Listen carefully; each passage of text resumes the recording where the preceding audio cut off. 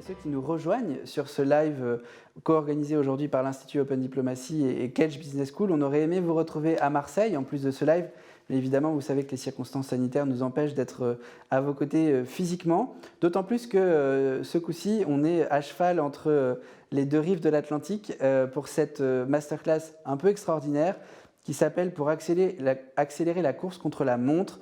On va en parler tout de suite. Je passe la parole à notre cher Dominique Rousset, journaliste de France Culture. Bonjour Thomas, merci beaucoup. Bonjour à tous et bonjour à nos deux invités. Najat Vallaud-Belkacem qui est ici avec nous dans ce studio à Paris, présidente de One. Nous allons parler de cette belle organisation et bien entendu de ses implications aussi à la fois politiques et sur les grands enjeux internationaux et les enjeux de pauvreté qui sont vraiment sa base. Et puis Hugo Clément, on va l'appeler tout de suite, qui devrait être avec nous. Mais alors lui est en Amazonie. Hugo Clément est journaliste, activiste, est très actif aussi. Bonjour. Il bouge beaucoup, il voyage, il est en Amazonie, mais c'est un lieu tout à fait important dont on va pouvoir, avec lui, parler longuement et très présent dans le débat qui va nous occuper. En effet, voyons l'impact de ces enjeux environnementaux sur les humains. Les humains, je commence avec vous, Najat Vallaud-Belkacem. One, je la présente brièvement, mouvement mondial qui fait campagne. C'est vraiment son objectif contre l'extrême pauvreté, contre les maladies évitables, et ceci à des horizons, on l'espère, les plus proches possibles, hein, les fameux horizons 2030 qui nous semblent si proches aujourd'hui et de manière un petit peu inquiétante. Et donc, en particulier notamment sur les pays africains, je sais que vous intervenez énormément. Il ne s'agit pas de charité pour vous, on va le dire très clairement, mais de justice, d'égalité. Hugo Clément est parti en Amazonie, je ne sais pas pour quel reportage, Hugo, vous allez nous le dire, mais vous êtes au cœur du problème des forêts amazoniennes, et là aussi, bien entendu, l'enjeu développement durable évident. Je rappelle au passage que quand je dis activiste, je suis allée un petit peu vite, mais vous êtes très présent dans le combat contre la souffrance animale, vous êtes beaucoup intervenu, notamment en France, hein, pour les abattoirs, les élevages intensifs, la manière indigne dont beaucoup d'animaux sont traités. Mais cela n'est pas sans lien avec notre sujet, puisque les animaux, très très nombreux, on le sait, sur nos sols, sont nourris par des cultures qui viennent de fort loin, et notamment d'Amazonie. On va y revenir plus en détail avec vous.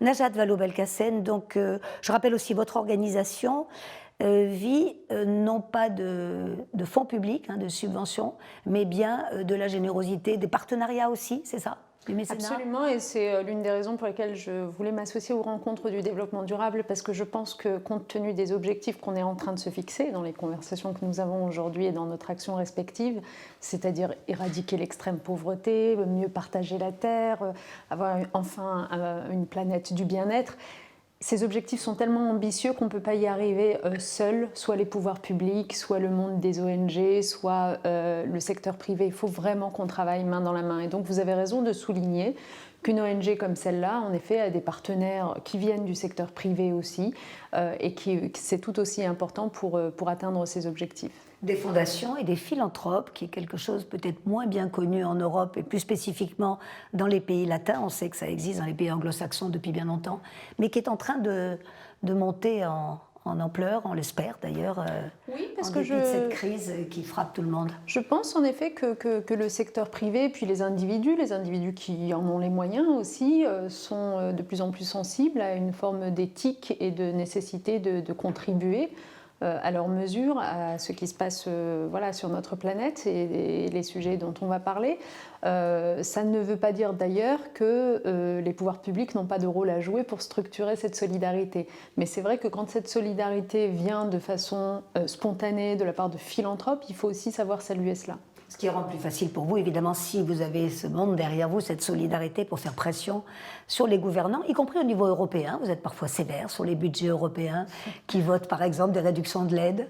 Oui, absolument, mais parce qu'on est aussi dans une période un peu particulière. Hein. Vous allez y revenir, mais on est en pleine crise du Covid-19 avec des incidences économiques gravissimes. On parle de ce qui se passe dans nos pays à nous. Regardons aussi, par exemple, en Afrique et en Afrique subsaharienne. Aujourd'hui, c'est 30 millions d'emplois qui sont menacés là-bas. Et on sait que quelques 120 millions de personnes supplémentaires vont tomber dans l'extrême pauvreté du fait de cette crise du Covid-19. Donc, face à cela, notre solidarité internationale internationale doit être plus forte que jamais. Or, il y a toujours ce tiraillement en période justement de difficulté qui peut pousser certains à se replier sur leurs frontières internes et à se dire on va s'occuper de nous avant de s'occuper du lointain. Mais en réalité, tout cela est lié et cette pandémie du Covid, si on n'arrive pas à l'éradiquer partout, elle nous reviendra de toute façon en boomerang. Hugo Clément, vous nous êtes avec nous, donc je ne peux pas préciser, d'ailleurs je le dis, j'en profite, pour nos auditeurs, n'hésitez pas, et ceux qui nous regardent, à nous envoyer des SMS, des questions pour nos deux invités, donc Najat Vallaud-Belkacem et Hugo Clément là-bas en Amazonie. Toutes les questions que vous souhaiterez, on va garder un bon petit quart d'heure pour ça, en fin de rencontre. Hugo Clément, vous nous entendez toujours ? Oui, je vous entends très bien. Alors, dites-moi, peut-être déjà ce que vous faites en Amazonie, ça paraît important. J'imagine que c'est lié avec tous les enjeux qui sont au cœur de vos préoccupations. Oui, on est en reportage pour mon émission Sur le front, pour France Télévisions. Et on est en fait dans la petite ville, une petite ville qui s'appelle Collider, qui est sortie de terre il y a une quarantaine d'années suite à la déforestation. Avant, c'était la forêt ici. Et on est dans la région du soja, en fait, où il y a des champs absolument immenses à perte de vue de soja qui ont été installés à la place de la forêt, hein, avec des incendies pour défricher. Et c'est une catastrophe dont je peine à trouver les mots pour décrire ce qu'on peut ressentir quand on est là. Hein. Et je regarde d'un œil inquiet et attentif une grosse araignée qui est à quelques mètres, juste pour être sûr qu'elle ne se rapproche pas de moi. Mais c'est bon, elle s'éloigne. Non, voilà, donc on est dans cette ville parce que c'est là où se trouve le chef Raoni, le cacique Raoni, Ouais. qui est donc le leader du peuple Kayapo et qui est le principal porte-voix au niveau international de la cause des peuples indigènes. Et le cacique Raoni, il a été hospitalisé pendant plusieurs semaines à cause du Covid.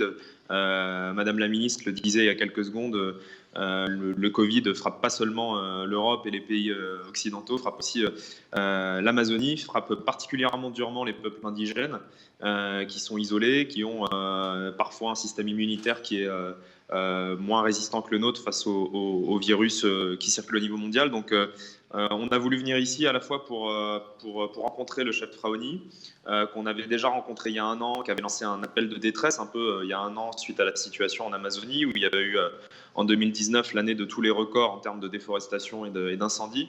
Et on a voulu revenir cette année parce que c'est encore pire cette année. Ça a été encore pire au mois de juillet, ça a été à peu près la même chose au mois d'août. Et plus personne n'en parle parce qu'on est focalisé sur la pandémie, parfois à juste titre. Mais ce qui se passe ici en Amazonie est vraiment catastrophique. On s'approche, et ce sont les scientifiques qui le disent, d'un point de non-retour.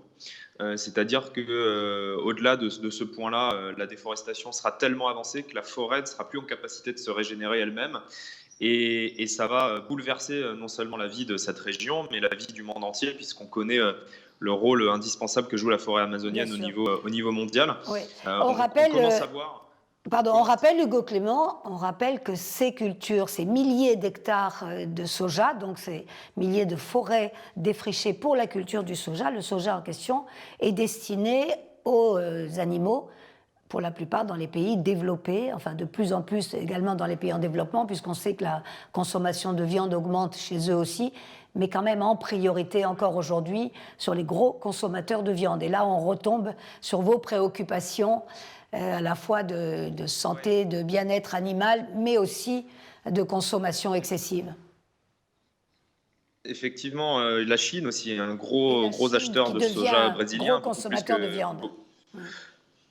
Et effectivement, quand on voit ce qui se passe ici, quand on voit que vous prenez une route, que vous roulez 12, 15 heures, 16 heures d'affilée, que vous ne voyez plus un arbre, alors que vous êtes au milieu de l'Amazonie, que vous voyez que des champs de soja, que des vaches, des pâturages qui ont été installés à la place de cette forêt, ça vous prend aux tripes, quoi. Ça vous prend aux tripes. Et de savoir que la France a une responsabilité par rapport à cette situation, c'est quelque chose qui est assez inacceptable. On importe encore aujourd'hui en France plusieurs centaines de milliers de tonnes de soja brésilien chaque année. Et on continue à autoriser l'importation de viande brésilienne qui est élevée en partie sur des terres qui ont été déforestées, qui ont été détruites. Donc on joue, nous, les consommateurs européens, les consommateurs français, la France en tant qu'État, un rôle dans ce qui se passe ici. On a souvent tendance à se mettre un peu à distance, à dire bon, nous, on n'y est pour rien de la déforestation en Amazonie, c'est pas notre faute. En fait, si, on y participe. On y participe. L'élevage est la première cause de très très loin de la déforestation en Amazonie. On parle beaucoup des chercheurs d'or, on parle beaucoup des trafiquants de bois. Alors c'est vrai qu'ils ont un impact, mais l'impact qui de très loin est le premier impact en Amazonie, c'est l'élevage. Et avec cet élevage, on a un lien, soit en achetant du soja qui va servir à nourrir nos poulets, nos porcs et dans une moindre mesure nos vaches, soit en achetant directement de la viande qui est importée du Brésil. Donc je pense que la France a un rôle extrêmement important et symbolique à jouer en mettant fin de manière très rapide à ces importations qui nous font participer à ce qui se passe ici. La France et les autres pays européens, mais effectivement, ce serait pas mal qu'elle commence. Najat Vallaud-Belkacem, commentaire sur ce que vous connaissez bien sûr cette situation. Hugo Clément met le doigt sur un sujet qui est très important pour notre discussion, c'est-à-dire en gros la récolte mondiale en fait. Où est-ce qu'on en est ? Que devient cette récolte concrètement aujourd'hui? Par exemple, si on prend la production de céréales, on se rend compte qu'on a triplé notre production de céréales à l'échelle mondiale par rapport aux années 60, alors que la population n'a que doublé. Donc, est-ce que c'est bien normal de produire autant? Et vous l'avez dit d'ailleurs vous-même, Dominique, à l'instant, il y a une partie de cette production, à peu près 60%, qui va à l'alimentation humaine, il y a une partie, à peu près 35%, qui va à l'alimentation donc animale pour servir à nouveau à la nourriture humaine. Et puis, il y en a 5% à peu près qui servent à la production de biocarburants ou de textiles. Donc, la question c'est, est-ce que cette surproduction est utile finalement au bien-être des hommes, des femmes et des enfants sur cette planète? Or, comme vous le savez, c'est notre sujet central pour nous. Vous avez encore aujourd'hui 25 000 personnes qui meurent de faim par jour. 25 000 personnes par jour qui meurent de faim alors qu'on a cette surproduction. Chiffre dont on peut supposer, hélas, qu'il va augmenter. Absolument, puisque je vous le disais, on de la crise alimentaire, de la crise sanitaire. À avoir 120 millions de personnes supplémentaires qui tombent dans l'extrême pauvreté. Juste pour que tout le monde ait bien les choses en tête, 120 millions de personnes supplémentaires qui cette année tombent dans l'extrême pauvreté, c'est-à-dire 2 fois la population française. Bon, donc je reviens à ces 25 000 personnes qui meurent de faim par jour. On se dit, mais comment est-ce qu'on n'est pas capable de partager les productions, la nourriture, de façon suffisamment équitable pour éviter cela? Et à côté de cela, comme vous le savez, vous avez un gaspillage de ces productions de nourriture qui est absolument considérable. On estime que c'est 1/3 de la nourriture qui est produite, qui est jetée, gaspillée, perdue. Or, avec ces 1/3 de nourriture qui est gaspillée, en réalité, on pourrait très facilement nourrir tous les gens qui sont dans la faim. Pas simplement les 25 000 qui meurent par jour, mais les 800 millions qui sont sous-nutris. Donc, c'est ça qui est incroyable et c'est pour ça que cette réflexion doit absolument avoir lieu. Évidemment, les solutions, on comprend vite qu'il faut mettre fin à un certain nombre de mécanismes absurdes comme ceux que vient d'évoquer Hugo, à la concentration économique du pouvoir. Il faut rendre plus accessible l'accès à la terre, on va en parler tout à l'heure, et notamment d'ailleurs des femmes dans un certain nombre de pays en développement. Enfin, voilà, donc les solutions sont là, mais il faut passer à l'action. Avec un autre point aussi, changer de modèle, le mot est très vaste, mais déjà changer d'alimentation, réduire la consommation de viande. Je voudrais juste faire allusion à un article qui vient de sortir, je crois que c'était au mois de juin qu'il est paru, d'une revue scientifique, Nature, je le dis en anglais, Nature Sustainability, c'est-à-dire vraiment comment on peut, durable, en réalité, nature durable. Et les chiffres sont tout à fait impressionnants, je voulais que vous les commentiez, Hugo Clément également.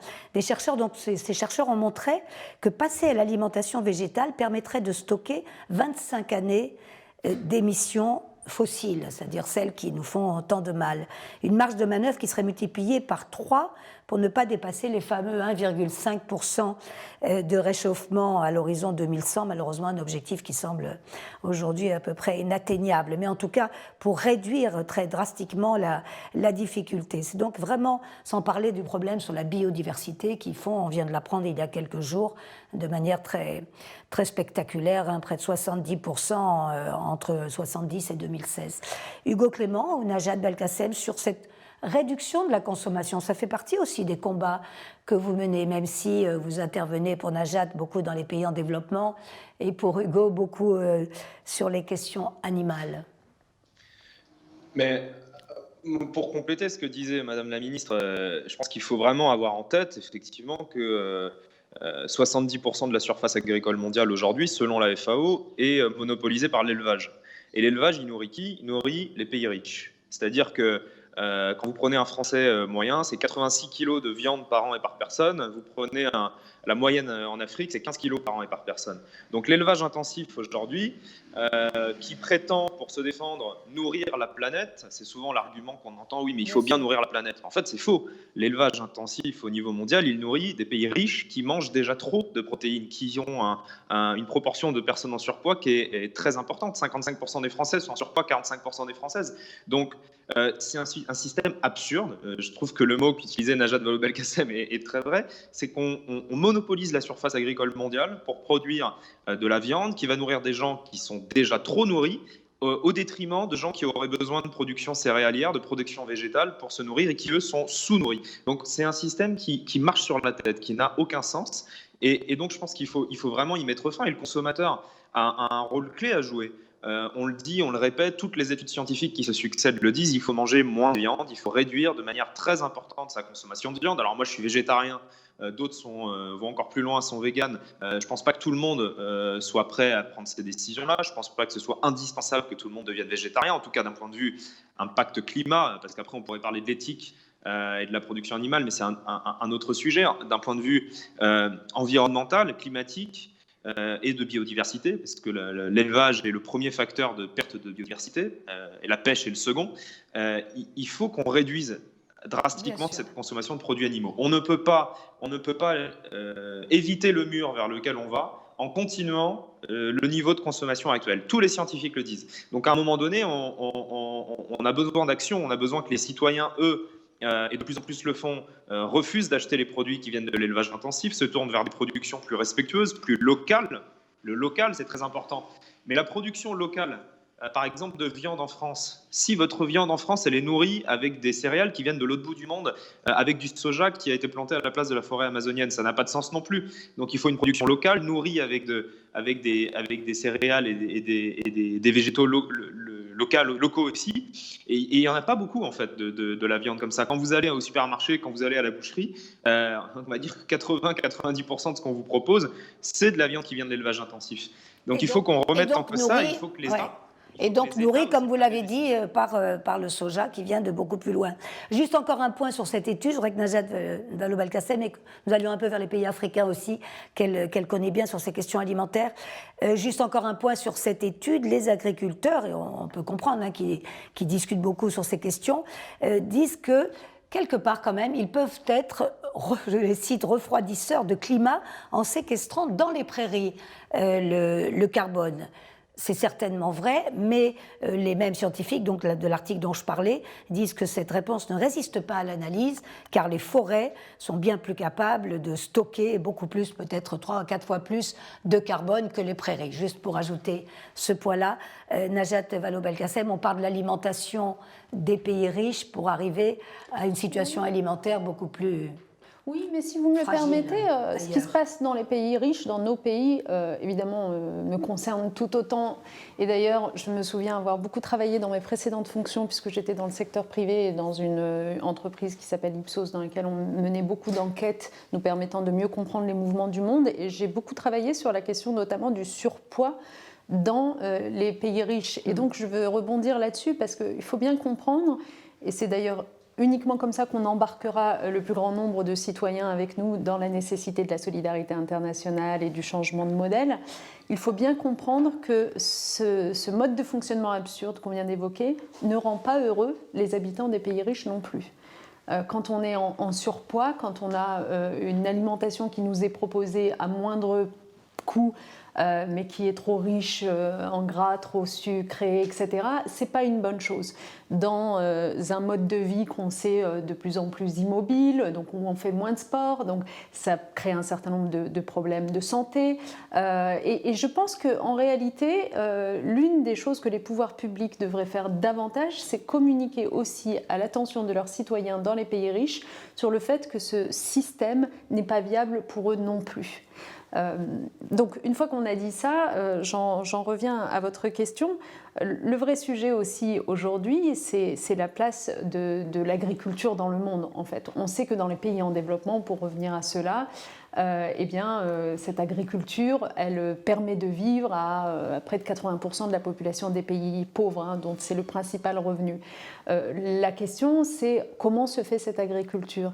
Est-ce qu'aujourd'hui, on peut être satisfait de la façon dont elle est encore trop accaparée ? Je parlais tout à l'heure des rapports de pouvoir, à qui appartient la terre, parce qu'il ne suffit pas de travailler la terre pour être en sécurité. Donc, accaparée par certains, soumise aux aléas et aux aléas climatiques en particulier. Et on sait que le changement climatique va être un péril très important sur cette agriculture qui pourtant permet finalement de sortir de la pauvreté un certain nombre de gens.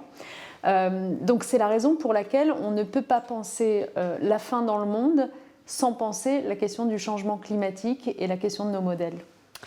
L'occasion peut-être de parler des femmes un peu plus précisément. Sans doute Hugo Clément va nous en parler aussi là où il se trouve et puis il doit observer à peu près les mêmes choses que vous. Vous avez une belle formule à One, vous dites la pauvreté est sexiste. Les femmes en sont les premières victimes. Mais bien sûr, mais de tout point de vue. Puis alors vraiment le Covid-19, sur lequel d'ailleurs avec Sandra Logier, qui est une philosophe, on vient d'écrire un petit livre qui s'appelle « La société des vulnérables, leçons féministes d'une crise ». Cette crise du Covid-19, le confinement, ce qui se passe dans les pays les plus pauvres, nous a inspiré cette réflexion. Malheureusement, à chaque crise, la situation des femmes se dégrade considérablement et on perd des décennies de potentiels progrès sur le sujet. On repart en arrière sur les quelques progrès qui avaient été accomplis. Absolument. Et en fait, on le voit d'un point de vue économique, c'est-à-dire qu'en réalité, si vous prenez les pays en développement, prenons cela, la situation économique des femmes, elles sont souvent soit sans emploi, soit dans une activité informelle, soit en statut de migrante, fait que c'est les premières affectées quand une crise advient. Elles n'ont aucun type de protection sociale. Leur situation à l'intérieur de la famille fait que ce sont elles qui prennent soin des enfants, des personnes âgées, donc c'est les premières infectées aussi. Quand elles sont victimes de violences conjugales, malheureusement, en période de crise, comme on l'a vu d'ailleurs pendant le confinement dans tous les pays, le nombre de violences conjugales est accru. Elles sont soumises aux aléas agricoles que j'évoquais tout à l'heure, sitôt qu'il y a une crise alimentaire quelconque. Bon. Et à cela, vous ajoutez le fait que finalement tous ces dérèglements climatiques dont on est en train de parler les affectent, elles, en tout premier lieu. En tout premier lieu. Quand vous prenez par exemple... Oui, le manque d'eau, le manque de ressources. Qui leur incombe souvent d'aller chercher l'eau. Mais quand vous prenez par exemple des épisodes comme le tsunami en Indonésie en 2004, les principales victimes ont été des femmes. L'ouragan Katrina, même chose. Pourquoi est-ce que ce sont des femmes ? Parce qu'elles sont aussi empêtrées dans des tenues incommodes qui les empêchent de fuir dans certaines situations, qu'on ne leur a pas appris à nager ou à monter aux arbres, donc dans ce type de situation de crise, ça manque quand même cruellement, qu'elles sont auprès, encore une fois, des plus vulnérables, des plus jeunes, des plus âgés, donc elles sont retenues comme cela. Donc finalement, les femmes sont aussi les premières victimes de la crise écologique. Et ça, on sait que cette crise écologique ne va faire que s'approfondir. Or, ce qui est dingue, et c'est ce qu'on exprime dans ce livre, c'est qu'en même temps, c'est les premières actrices du changement. C'est-à-dire que si on veut vraiment atteindre une société du mieux-être écologique, on le voit dans une forme d'environnementalisme du quotidien, ce sont elles qui prennent soin de la Terre. Oui. Juste une citation, une prédiction, vraiment une prédiction de Simone de Beauvoir, dont on sait à quel point elle a soutenu la cause des femmes. Je cite « Il suffira d'une crise politique, économique ou religieuse pour que les droits des femmes soient remis en question. Nous y sommes avec cette crise sanitaire et écologique dont vous parlez, c'est dans votre livre, La société des vulnérables. Hugo Clément, sur les femmes, peut-être, là où vous vous trouvez, et puis plus généralement. Mais écoutez, moi je ne peux que partager ce que dit Najat Vallaud-Belkacem. Non seulement ce sont les premières victimes, alors que ce ne sont pas les premières responsables.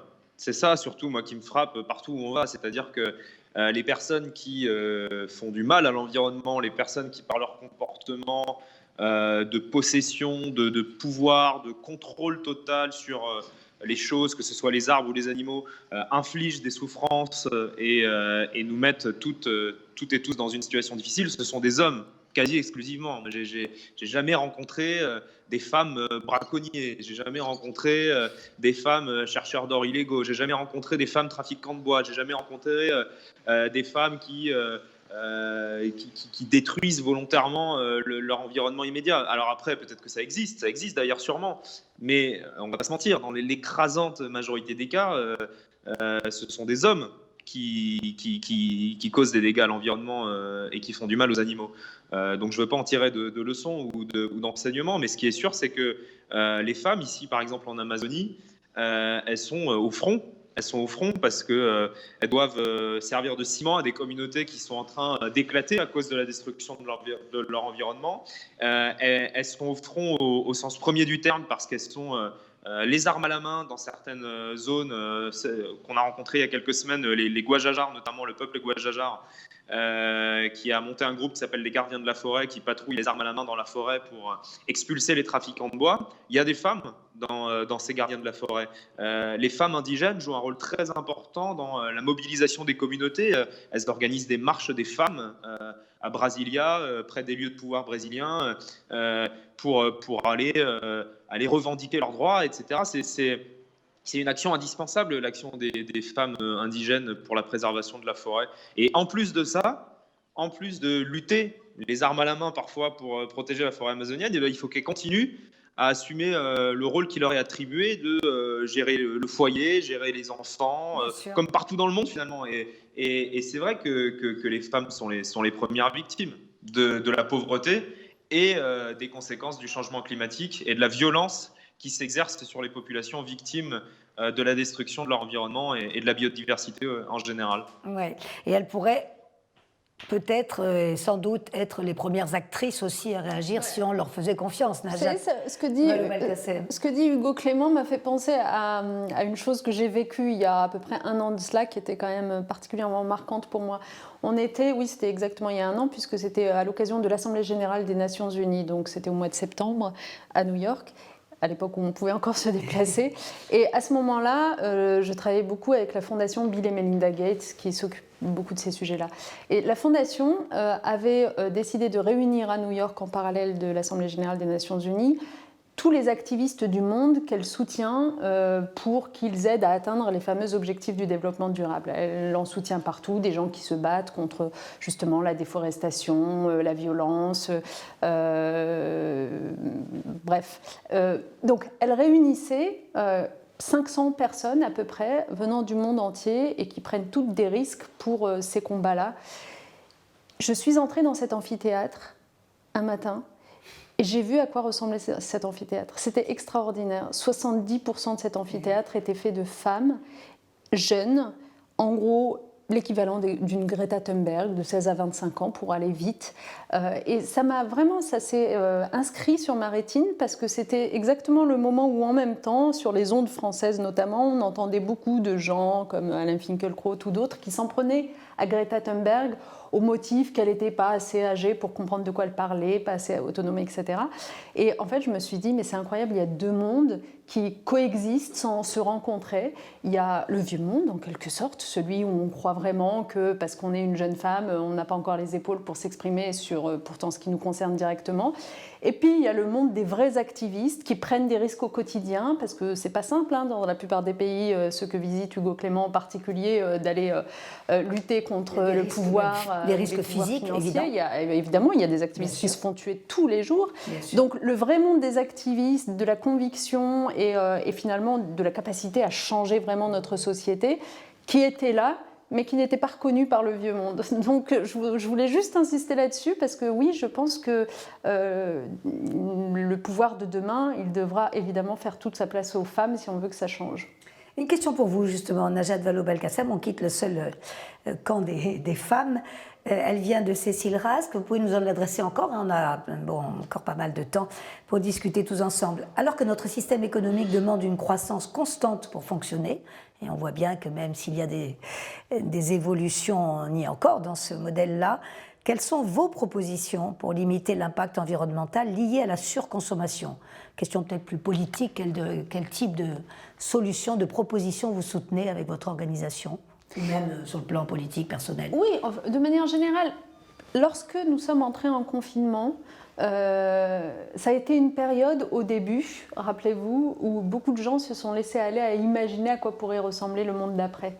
Je pense qu'il ne faut pas qu'on perde de vue toute cette imagination, toute cette prospective qui s'est faite à ce moment-là, même si après le confinement durant, les gens sont redevenus un peu pessimistes et ont eu envie surtout de reprendre leur vie comme elle était avant. Mais dans les premières réflexions, il y avait très fort cette idée simple qui est que, au fond, on en est là aussi parce qu'on a surexploité les ressources de la Terre.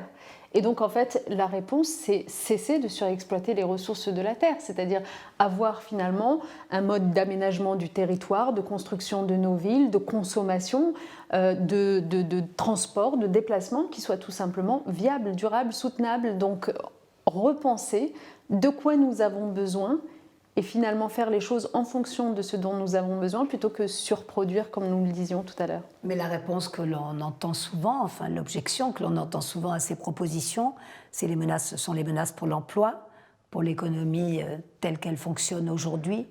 Mais pour la simple raison qu'on ne s'est pas encore donné les moyens véritablement de construire une économie qui s'appuie sur l'enjeu écologique, sur l'enjeu d'un développement durable et qui permette en effet de créer d'autres métiers, d'autres secteurs d'activité qui sont tout autant porteurs de richesse et qui remplaceront ceux qui nous posent problème aujourd'hui. C'est-à-dire qu'on est dans cette situation de sas, de transition depuis tellement longtemps que beaucoup de gens ont fini par perdre confiance en notre capacité à passer d'une économie à une autre. Mais nous avons régulièrement les moyens d'activer des leviers. Le plan de relance, par exemple, du gouvernement de 100 milliards d'euros, il ne consacre que 40 milliards d'euros à la question écologique. C'est un tort. À la transition écologique, c'est un tort. Et puis, ça ne peut pas être un one-shot en une fois, 40 milliards. Non, on sait qu'il en faudrait à minima 2 fois plus, voire bien plus, chaque année. Donc il faut prendre des décisions radicalement plus ambitieuses sur un plan politique. Mais si je peux me permettre, parce que vous allez me répondre, mais au fond vous avez fait de la politique, pourquoi vous n'êtes pas allé plus loin? D'abord, on a enclenché quelque chose, mais qui n'était pas suffisant, je veux bien le reconnaître.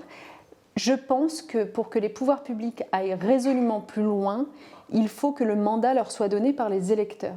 Je pense qu'il faut que tous, collectivement, les ONG, la société civile, les pouvoirs publics, le secteur privé, fassions en sorte qu'à la prochaine élection présidentielle, ce sujet de donner un mandat au président de la République et aux législateurs pour que sur la transition écologique, on ne fasse pas petit bras, eh bien, il faut que ce soit le centre de notre conversation, publique.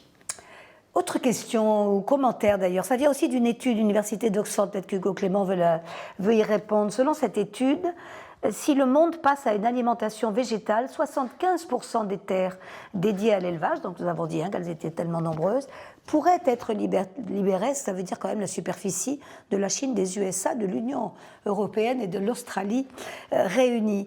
Question de cet auditeur, donc qui est pas loin de nous. Pourquoi ne pas utiliser ces terres pour restaurer des forêts, la biodiversité et nourrir les 7,5 milliards d'humains au lieu des 70 milliards d'animaux? Transition donc vers une alimentation végétale en Occident, de la même manière que l'on voit une transition vers les énergies renouvelables. Est-ce possible? À quelle échéance? Hugo Clément, vous avez en partie répondu déjà, mais une note d'espoir quand même. Tout est possible. Tout est possible sur le papier. Mais pour rebondir sur ce que disait Madame la Ministre, moi je trouve qu'il y a quand même une notion de courage politique à adopter pour les gens qui sont au pouvoir. Et ça passe par des petits trucs qui peuvent paraître anecdotiques, mais qui sont très forts symboliquement. Et je prends l'exemple du rapport des hommes et des femmes politiques au monde de la chasse, par exemple. On a aujourd'hui un gouvernement qui continue à autoriser la chasse d'espèces menacées. Par exemple, la tourterelle des bois, qui est une espèce menacée. Ses effectifs ont baissé de 80% depuis 1980. On continue à avoir un ministère de la transition écologique qui signe des arrêtés pour autoriser les chasseurs à abattre 17 460 tourterelles des bois. Alors, cet arrêté a été cassé par la juridiction, a été cassé par la justice.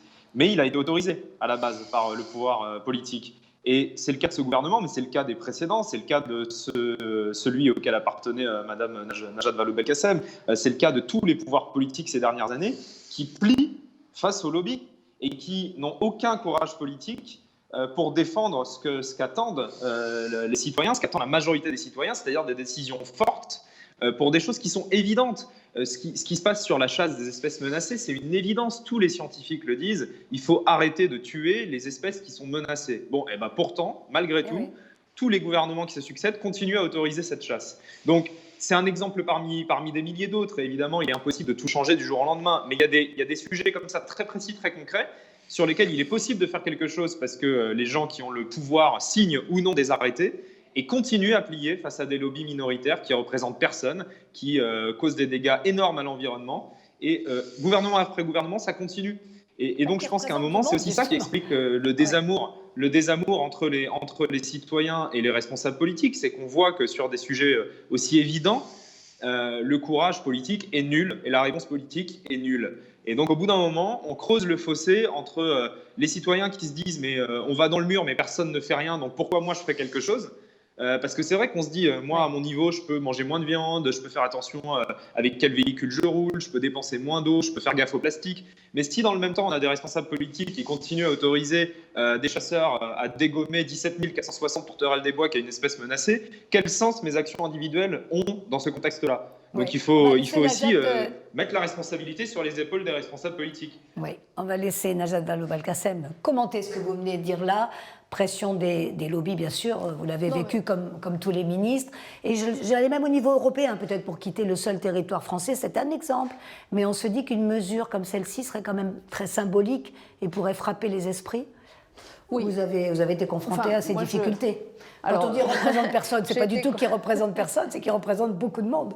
Je pense que, mais sectoriel. Je pense que tout responsable politique a été confronté un jour ou l'autre à une forme de lobby en face de lui. Donc je vois bien de quoi est-ce que Hugo Clément veut parler. Je pense en effet que sur ces questions de chasse, en plus, il me semble que l'opinion publique est quand même assez mûre, donc c'est le bon moment. Il faut en effet installer ce débat et en arriver à des mesures qui n'ont pas été prises par le passé, c'est vrai. Mais je veux dire quand même une chose, c'est que si les mesures symboliques sont importantes, si le travail pour préserver la biodiversité est essentiel, il ne faut pas pour autant ramener l'ensemble de l'écologie à cela. C'est-à-dire que en fait, l'écologie, c'est aussi, je le disais tout à l'heure, nos modes de production, les métiers qu'on invente, en effet nos modes de consommation. Et il me semble que parfois, le débat public a tendance finalement à ne retenir que le petit bout de la lorgnette. Et tant mieux si on gagne sur ces combats-là. Mais je pense encore une fois que ça nécessite des pouvoirs publics qui prennent des engagements forts, qui se chiffrent par centaines de milliards, et que ce n'est pas simplement une mesure, voilà, je ne sais pas si on peut la qualifier de symbolique, celle qui vient d'être évoquée, sans doute pas, mais en tout cas, je pense que dans la conversation publique, il ne faut pas oublier l'aspect un peu massif de ce que les pouvoirs publics peuvent faire et de ce qu'on doit réclamer d'eux. Et juste une dernière chose sur une opinion publique qui est mûre ou pas. Je pense que parfois, compte tenu de la piètre qualité de notre débat public, on sous-estime à quel point l'opinion publique en fait, serait prête à des changements, à des efforts. Et moi, c'est un appel cette fois-ci, non pas au pouvoir public, mais aussi à ceux qui organisent les débats, à ceux qui font vivre les médias. on a besoin de débats publics de meilleure qualité. Aujourd'hui, par exemple, si on parle de solidarité internationale, nous avons des études qui nous montrent que les gens sont férus de solidarité internationale, qu'ils comprennent la nécessité d'aider les pays les plus en difficulté. Mais on a l'impression que ce sont des sujets dont il n'est jamais question sur les plateaux, donc les pouvoirs publics s'auto-alimentent aussi de la certitude que ça n'intéresse pas leur électorat. Enfin, c'est aussi comme ça qu'on ne fait pas bouger les choses. Eh bien, c'est presque une forme de conclusion, en tout cas pour vous, Najat Vallaud-Belkacem, un vœu que vous adressez aux journalistes, aux médias. Hugo Clément, on ne peut pas lui faire le tort de ne pas s'occuper de ces questions-là. D'accord avec ce que vient de nous dire Madame la ministre, Hugo? Oui, bien sûr, elle a raison. Journaliste à ce sujet. Il faut Ah oui, au niveau des journalistes, oui. Je pense que clairement, la question environnementale et écologique en sens large devrait avoir encore plus de place que celle qu'elle a aujourd'hui dans les médias, même si on progresse, il faut le dire. On a quand même de plus en plus d'espace de débat, de discussion pour débattre de ces questions-là. Moi, si je peux juste ajouter quelque chose sur ce que dit Madame la ministre, c'est que évidemment que les mesures symboliques ne suffisent pas. Bon, en l'occurrence, celle dont je parlais n'est pas symbolique puisqu'il s'agit quand même d'une espèce menacée, donc chaque individu compte. Mais au niveau global, au niveau macro, on a les solutions. On connaît les solutions aujourd'hui. Les scientifiques, ils les donnent depuis des années. Par exemple, sur l'effondrement de la biodiversité, parce qu'on parle beaucoup de la crise climatique, mais il y a un phénomène qui est au moins aussi grave que la crise climatique, c'est l'effondrement de la biodiversité, l'extinction de masse dans laquelle on est en train de s'embarquer. Sur l'effondrement de la biodiversité, les solutions, on les connaît. La première cause d'effondrement de la biodiversité, c'est la destruction des espaces naturels, la monopolisation des terres par l'élevage. Et la deuxième cause de l'effondrement de la biodiversité, c'est le prélèvement direct de la biomasse, donc la chasse et la pêche. Parce qu'on parle beaucoup de la chasse, mais on parle peu de la pêche. Mais la pêche, c'est le premier facteur de très très loin de destruction des océans, d'effondrement des stocks d'animaux marins, que ce soit des poissons, des mammifères marins. On sait que c'est un modèle qui n'est pas tenable. On sait que la pêche qui est subventionnée aujourd'hui par l'Union européenne, qui est soutenue par les États, dont la France, est un modèle qui n'est pas tenable. On sait qu'en 2050, il y aura plus de plastique que de poissons dans les océans. Et pourtant, on continue, alors que les responsables politiques connaissent les solutions. Ouais. Il faut simplement mettre un terme à certains modes de pêche, interdire les engins de pêche non sélectifs, comme les chaluts de tache pélagique, les fileyeurs, qui tuent d'ailleurs en France, en ce moment, on le voit, un nombre incalculable de dauphins. On a été mis en demeure par la Commission européenne de faire cesser le massacre des dauphins en France, parce qu'on en tue plus de 10 000 chaque année avec des petits navires de pêche qu'on qualifie d'artisanaux, mais qui sont des navires de pêche qui font énormément de dégâts.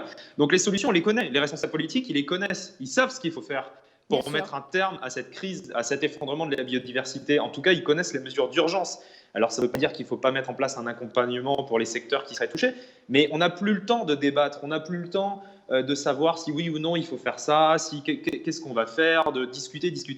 Parce que la situation d'urgence, elle est là, on est dans l'immédiat, on est en train de voir de nos yeux ce qui se passe et on ne peut pas attendre encore plus longtemps pour agir. Donc, il faut aussi du courage politique et des gens qui acceptent de prendre des risques quand ils sont au pouvoir, de s'exposer au mécontentement d'un certain nombre d'électeurs, de s'exposer au mécontentement des lobbies, parce que tant qu'on n'aura pas ce courage politique, on n'arrivera pas à avancer de manière suffisamment rapide. Et l'horizon 2030 dont nous avons parlé en commençant nos échanges, c'est demain. C'est demain, c'est bientôt et... Allez, gardons un peu d'optimisme. Merci infiniment à tous les deux, à Hugo Clément, au cœur de la forêt amazonienne, ou de ce qu'il en reste, là où il se trouve, et à Najat Vallaud-Belkacem, donc présidente de ONE, directrice générale, excusez-moi Najat, de ONE, donc ONG, et puis bien sûr ancienne ministre. Et je rappelle quand même ce livre, La Société des vulnérables, c'est la petite, très efficace petite collection tract chez Gallimard, leçon féministe d'une crise, avec la philosophe Sandra Logier, où il est beaucoup question des femmes, bien sûr, et du soin. Merci à tous les deux. La parole à Thomas Friang. Merci Dominique Rosset, merci à tous les deux. Quelques mots simplement, j'ai entendu énormément de mots-clés qu'on va continuer d'explorer au cours de ces rencontres du développement durable co-organisées aujourd'hui avec Kedge Business School, mais qui vont se dérouler jusqu'au 29 septembre. Cet après-midi, on va continuer beaucoup de parler de biodiversité, de la façon de protéger le vivant. C'était un des derniers points soulevés par Hugo Clément. Aussi de justice climatique, parce que tout cela, il y a des comptes à rendre, des responsabilités à engager, énormément d'acteurs qui ont un devoir vis-à-vis des générations futures. Et on va parler de comment le droit peut aussi nous aider à reprendre le fil du temps de cette course contre la montre. Et on terminera également cette journée sur le rôle très particulier que les entreprises, parfois en anticipant les pouvoirs publics et parfois en les suivant maladroitement, peuvent jouer un rôle dans cette course contre la montre. Course contre la montre qui n'est pas que sur la question climatique, que Hugo Clément l'a rappelé à l'instant, l'effondrement de la biodiversité et en plus de la crise sanitaire, en plus de la crise climatique, un enjeu énorme pour la survie des générations futures. 67% des Français nous disent que ce sentiment d'urgence est parfaitement compris, parfaitement partagé. Et donc l'appel à l'action qui a été lancé par nos deux hôtes aujourd'hui est essentiel. 27% en font une urgence absolue. Et donc il est absolument nécessaire que l'intégralité de ceux qui nous écoutent passent à l'action, à l'engagement, à l'action associative, à l'action syndicale, à l'engagement politique, peut-être parfois à l'entrepreneuriat aussi, puisqu'il existe des solutions qui peuvent venir du secteur marchand, puisque cette urgence environnementale, on sait qu'on va très très largement déjà dépasser d'ici 2030 la barre des plus 2 degrés que prévoit l'accord de Paris, au-delà desquels nous savons que la planète sera dans un état qu'on n'est même pas capable d'imaginer sur le plan scientifique, et urgence environnementale qui est doublée d'une urgence sociale extrêmement forte, puisqu'on ne décorrèle jamais dans cette logique des rencontres du développement durable le problème environnemental au sens large et le problème social, avec des inégalités extrêmement fortes, y compris sur le plan de l'égalité femmes-hommes, sujet dont on parlera tout particulièrement le 29 au matin avec la présidente d'ONU Femmes France et l'ensemble des parlementaires, des entreprises, des associations spécifiquement engagées sur ce sujet. On termine cette matinée. Merci encore à Dominique Rousset d'avoir animé cette masterclass.